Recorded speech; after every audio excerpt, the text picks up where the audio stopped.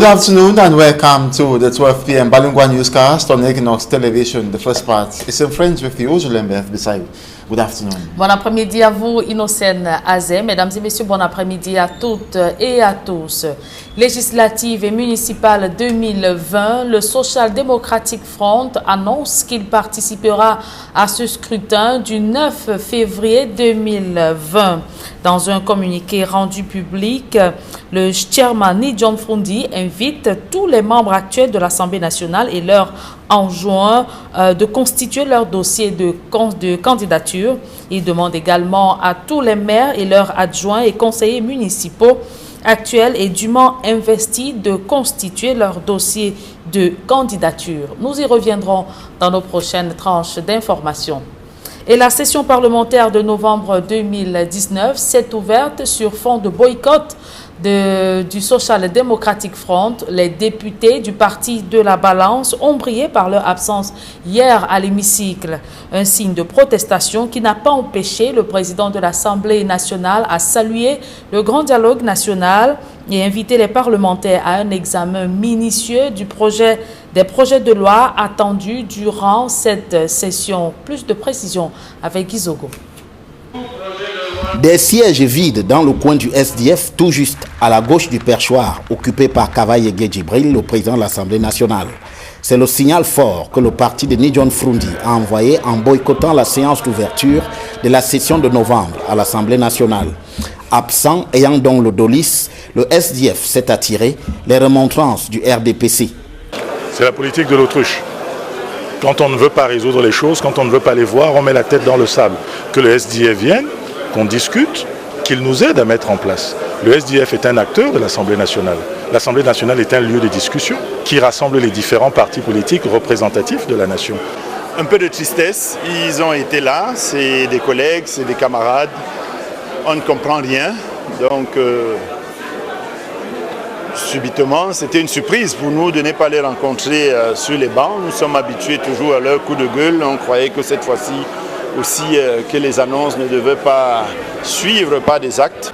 Pour sa part, dans son discours qui a ignoré le boycott du SDF, le président de l'Assemblée nationale s'est d'abord appesanti sur les suites du dialogue national en félicitant le Premier ministre. Mr. Prime Minister, Head of Government, congratulations for the job well done.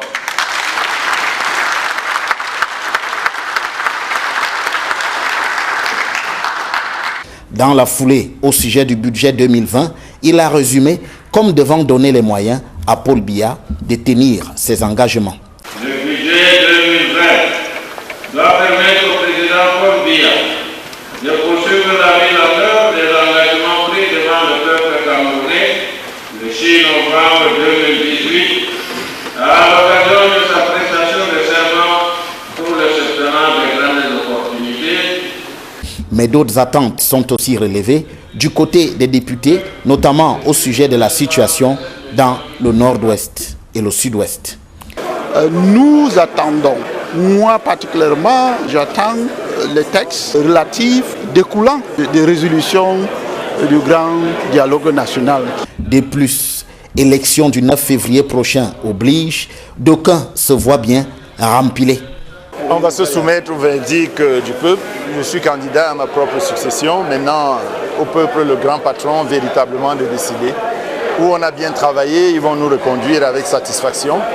Ou les uns et les autres, si on a mal travaillé, ils vont nous sanctionner. En ce qui me concerne, je pense avoir fait mon devoir.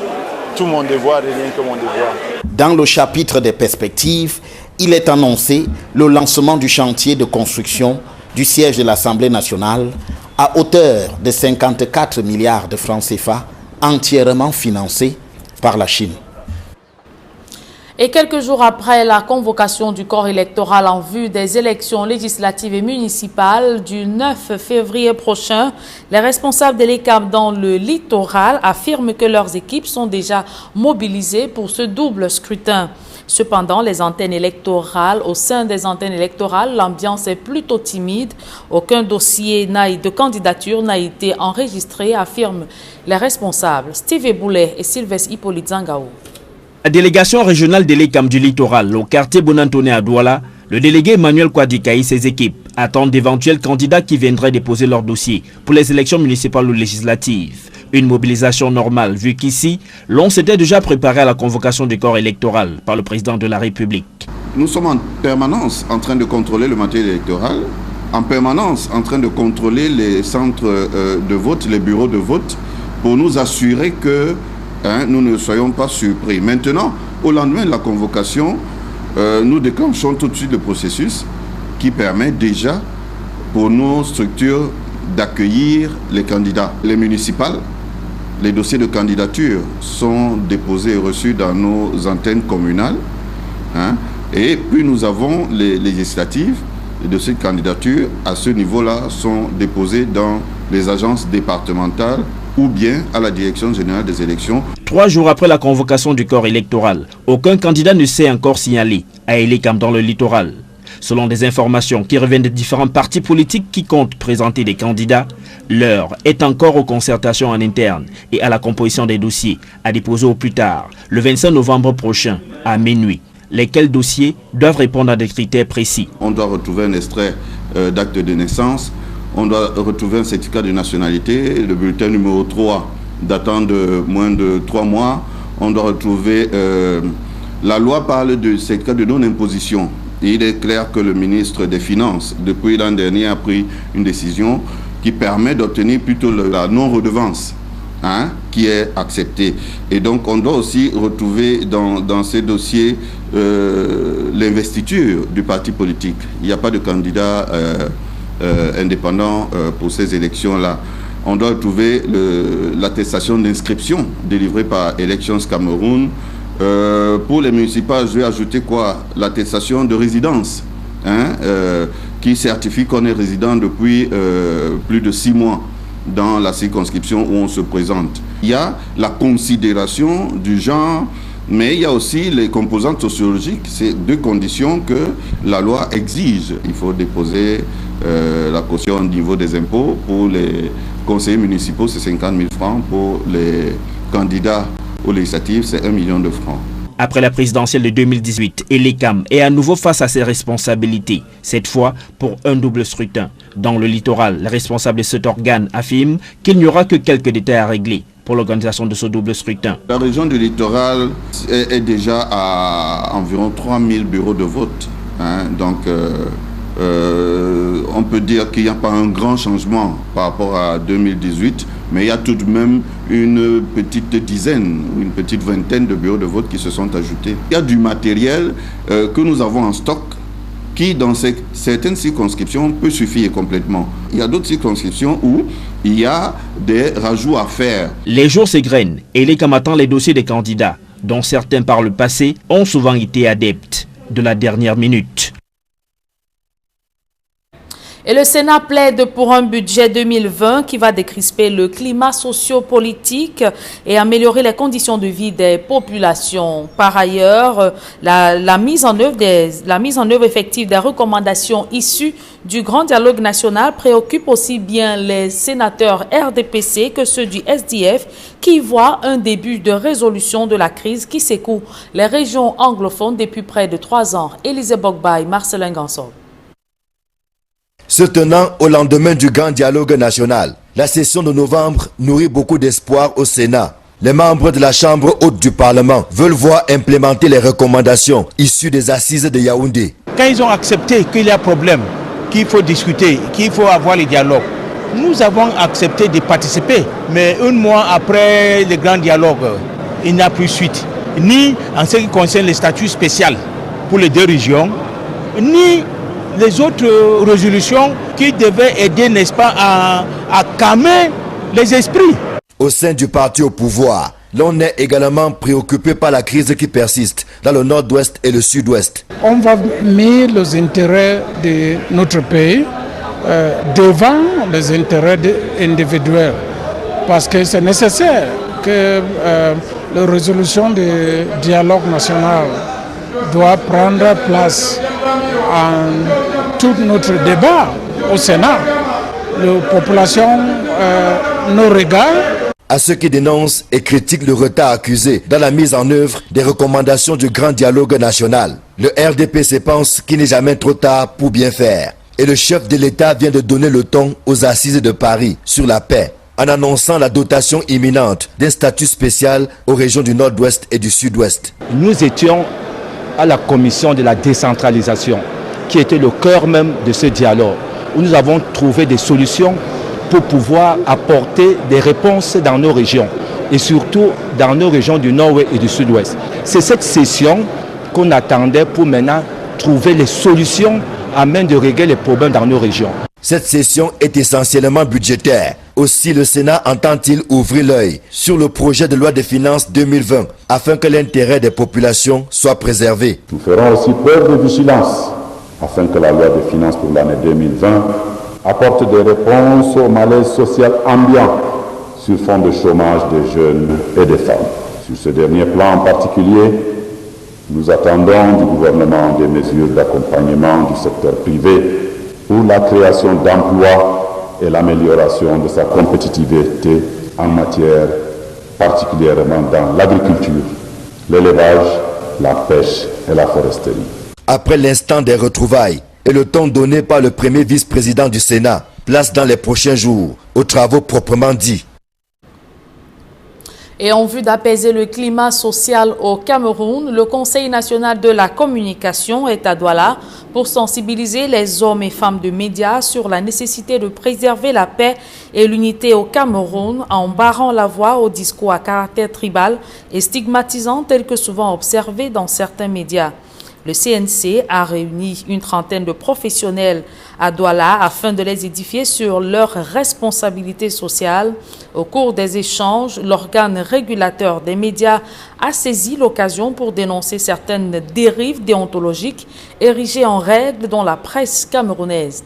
Le programme du Conseil national de la communication à Douala prévoit une visite dans certains médias et organes de presse. Je vous invite à présent à suivre cette réaction du vice-président du CNC, Janvier-René Mvoto. Il s'exprime au micro de Kinox Télévision. Le Cameroun vit des moments difficiles. Le Cameroun, qui était présenté avant comme un havre de paix, connaît aujourd'hui des bégaiements au niveau de sa stabilité, au niveau de la stabilité des institutions.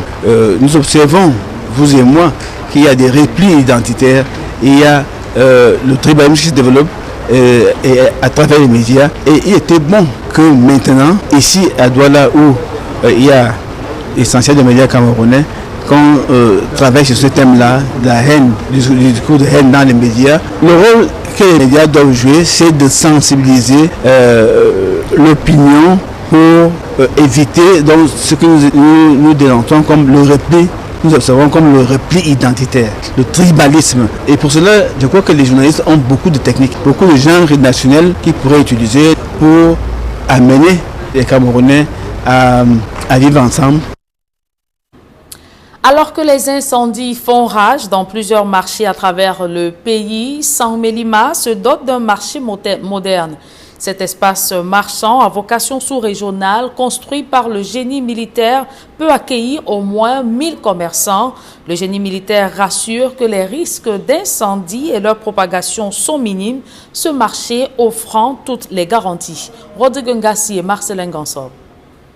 Bien heureuse, comme cette revendeuse qui s'épanouit au marché moderne de Sang-Mélima. C'est vraiment un grand jour pour nous. Je suis très émue. On n'est plus sous le soleil, la pluie, non. Nous sommes à l'abri et puis on nous a laissé assez d'espace où les voitures peuvent circuler librement pour nous amener à bon port. À l'image de cette revendeuse, ce sont des centaines de commerçants qui vont se frotter les mains dans cet espace marchand que vient d'inaugurer le ministre de la décentralisation et du développement local. Et qui comprend environ 1000 places marchandes, ayant plusieurs bâtiments de soutien, à savoir un bâtiment administratif, un bâtiment pour les sapeurs-pompiers, un bâtiment pour l'infirmerie et un poste de police. Nous avons une poissonnerie avec chambre froide, un système d'adduction d'eau propre. Nous avons également, sur le plan de l'électricité, nous avons le solaire et l'électricité classique et néo et bien évidemment un groupe électrogène pour la chambre froide. Bâti sur une superficie de 3,6 hectares, Le marché moderne de Saint-Mélima, construit par le génie militaire, offre toutes les garanties de sécurité, en plus de disposer en son sein tous les services que l'on peut retrouver dans un marché digne de ce nom. Nous avons plusieurs points qui permettraient aux sapeurs-pompiers de pouvoir avoir de l'eau en cas d'incendie. Nous avons une équipe de sapeurs-pompiers sur le site et la conception du marché fait en sorte qu'il y a au moins 5 mètres entre les différents bâtiments. Le type de câblage électrique a une spécificité particulière pour résister en cas d'utilisation prolongée de l'énergie électrique. Et bien évidemment, nous avons pour chaque bâtiment 2 types de sécurité. Alors que la ville de Saint-Mélima s'ouvre sous Ouesso, au Congo, avec la route qui est en construction, en passant par Djoum et Mintom, ce marché arrive à point nommé pour faciliter les échanges commerciaux entre les 2 pays et bien au-delà. Le marché moderne pour lequel les travaux ont commencé en 2014 et achevés en 2016 a nécessité pour son accessibilité une nouvelle intervention du président de la République pour la construction d'un pont sur la rivière Lobo et d'une grande voie d'accès bitumée. Reste à relever le défi de son entretien afin que le joyau d'aujourd'hui ne tombe pas en ruine, comme on le voit avec d'autres infrastructures ailleurs. Nous avons déjà sollicité que quelques éléments de la mairie puissent être bien à notre disposition pour que nous continuions à les former, notamment en ce qui concerne la plomberie et l'électricité. Et nous allons continuer à les accompagner pour que cet équipement puisse bien être bien utilisé. Le marché moderne de Saint-Mélima est le 2e, construit par le génie militaire, après celui de Bertois, inauguré en décembre 2017. La suite de ce journal est en langue anglaise avec vous, Innocent Azé. Good day once again. Good day once more, Julian, and to our viewers, good afternoon. Thanks for staying with us. The President of the Republic of Cameroon, Paul Biya, has congratulated himself for participating. That was at the 2nd Paris Peace Conference, and the President of the Republic says Cameroon had the opportunity to directly integrate Anglophones into the majority Francophone system, but chose to offer them a special status. He spoke in this excerpt translated by Fomi Armstrong Sander. L'histoire de mon pays, Monsieur le Président, est compliquée. The history of my country, Mr. President, is very complicated. We were initially a German colony, and after the First World War, Germany was defeated and the country got divided between France and Britain. That then resulted to a juxtaposition of 2 civilizations and cultures which make things pretty delicate. However, we did all to bring equality between the 2 languages, that is French and English, but mentalities, educational systems as well as judicial systems are different. This led to the conflicts that we are currently working to resolve and to accord a special status to the English-speaking parts of my country, but they will remain within the nation Cameroon. That is our major concern now. We had the possibility to integrate them directly into the Francophone system, which is the system of the majority, but we chose to preserve their identity. That is why we are putting in place a special system that recognizes the specificities of English-speaking Cameroonians. La possibilité de les intégrer directement dans le système francophone qui était celui de la majorité. And on to this note, the national chairman of the Social Democratic Front Party and president of the National Investiture Committee of the party, Nijon Funzin, regarding the convening of the municipal and legislative elections on February the 9th, 2020, and equally regarding the exceptional circumstances in which the country finds itself as in a communique granted investiture with the rights to revision to all the existing members of the National Assembly and instruct them to compile their candidature files. Accordingly, he also directs all the existing and duly invested mayors, deputy mayors, and municipal councillors should as well compile their candidature files.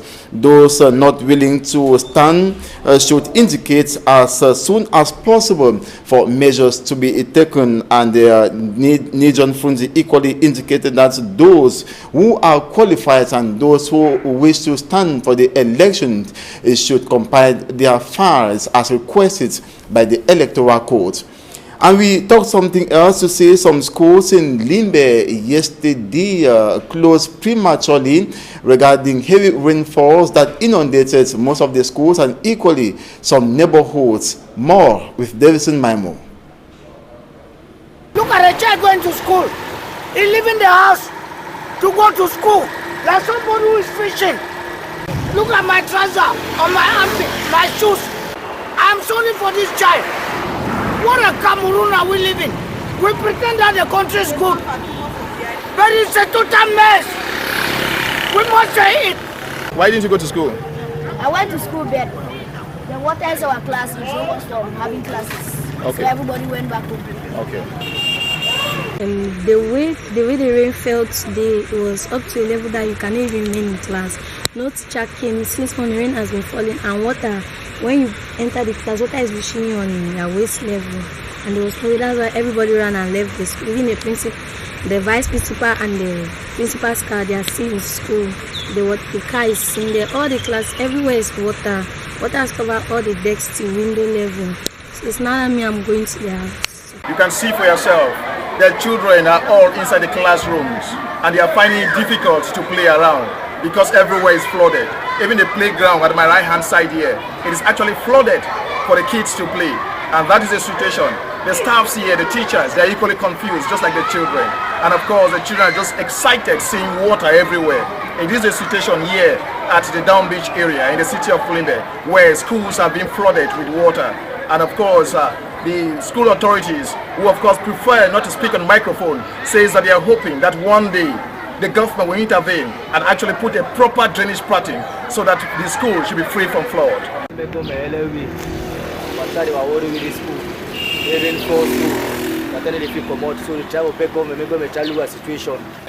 These children, we are told that they didn't go to school today because of the flood. The children had no way to actually move out from this neighborhood to the roadside.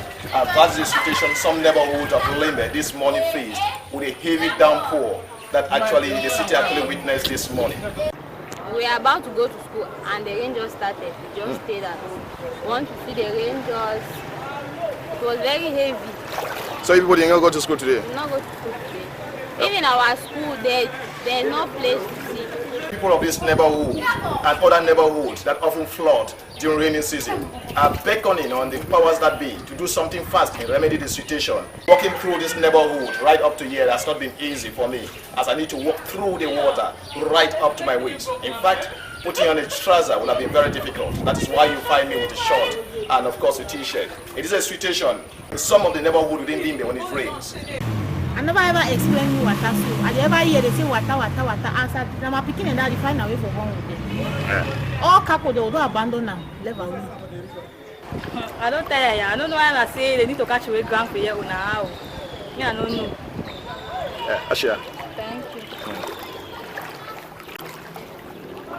This is just one of the neighborhoods that is hit by the torrential rains that actually poured this morning in the city of Limbe.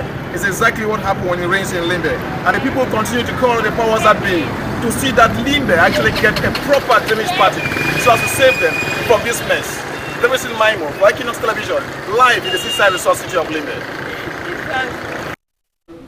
That was Davison Maimo reporting. The inhabitants of Sisia Kwata in Bamenda, chief town of the Northwest region, occupying a risk zone.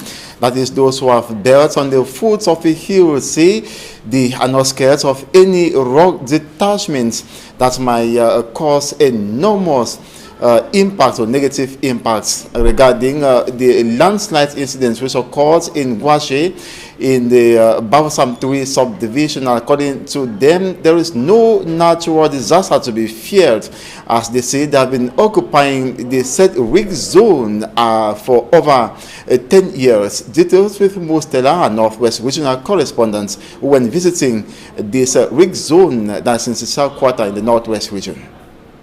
Viewing this slope from downtown Bamenda, it looks beautiful and a sight worth visiting. This is the Sisia neighborhood located at the foot of the station hill in Bamenda. At least 80 households are exposed to high risks in this area that was already declared unfit for human settlement. In 2015, a slum upgrading program was launched with aims at reducing the population living in slum areas, enhancing the process of decentralization and improve urban governance. Today, the population of Sisia is increasing. New houses are being built, many without building permits. Some of the inhabitants are aware of the dangers involved in creating more living space by digging below the slope, but have blamed their continuous stay on the lack of means to gain accommodation elsewhere in town.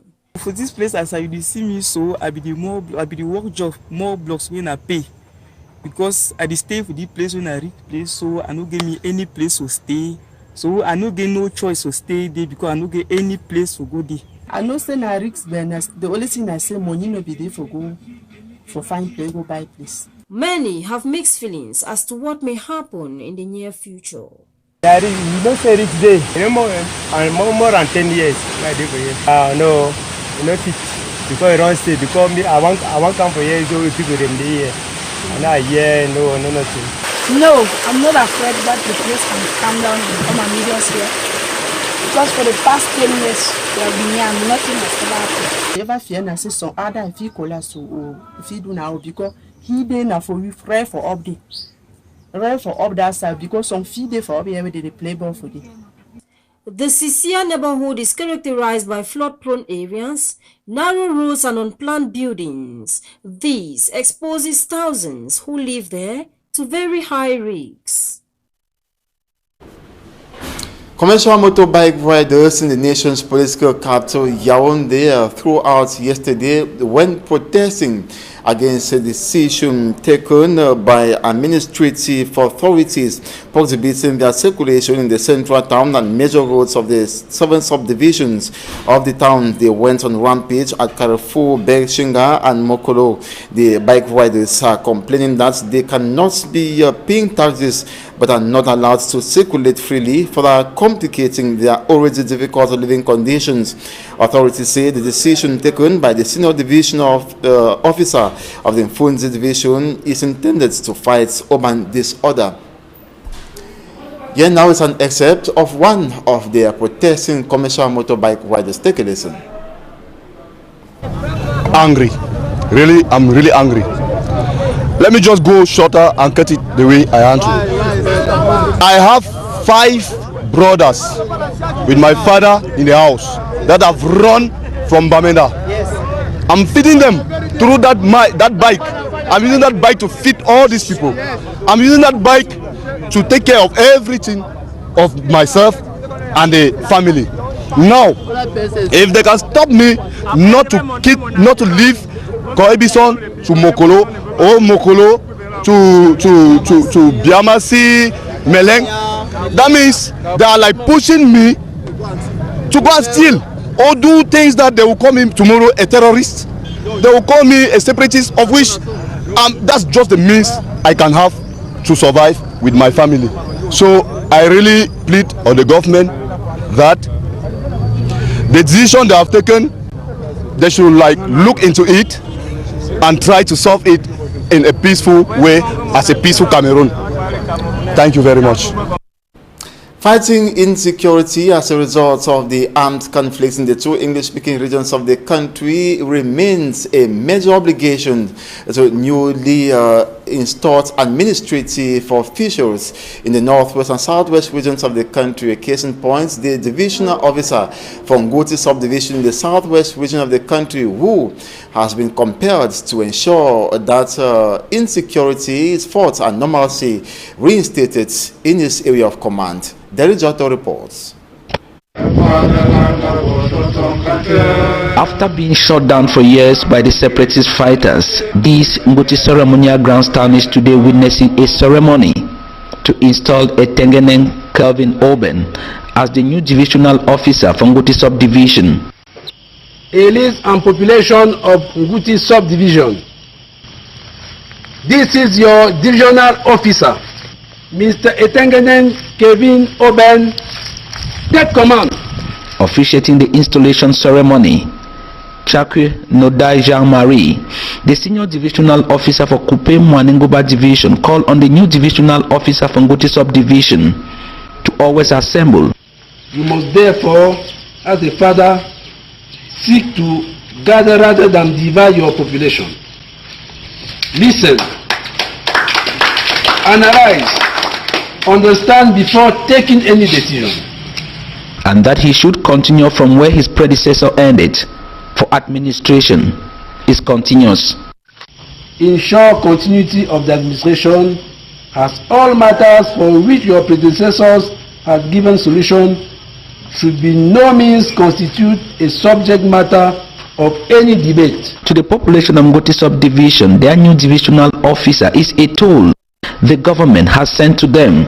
Thus, they should use him to make and not to mar their subdivision. It shall be a true reflection of what you shall make him. Instead of waiting anxiously to celebrate his failure, it will be better to be proud at the end of his tenure to cite what you did to enable him to succeed. Etengeneng Kelvin Oben, the new divisional officer from Ngoti subdivision, must have seen the realities on the ground. Less than 1% of the tens of thousands of people he is sent to govern did not even show up to welcome him. Some are afraid, and others are far off in the bushes because of the war, and how to bring them back is his assignment. The new divisional officer from Ngoti subdivision therefore must put wisdom and knowledge in context to make sure that this grandstand is not shut down again by separatist fighters. Etengeneng Kelvin Oben is taking over from Mekesech Allen Eba as the new divisional officer from Ngoti subdivision. The installation ceremony took place peacefully.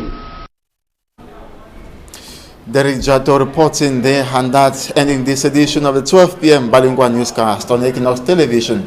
Thanks so much for your kind attention. Do join us at 4 p.m. Je l'embête. On se revoit à 16h. Le rendez-vous est donc pris pour 16h. Innocène Azé. Mesdames et messieurs, merci de votre aimable attention.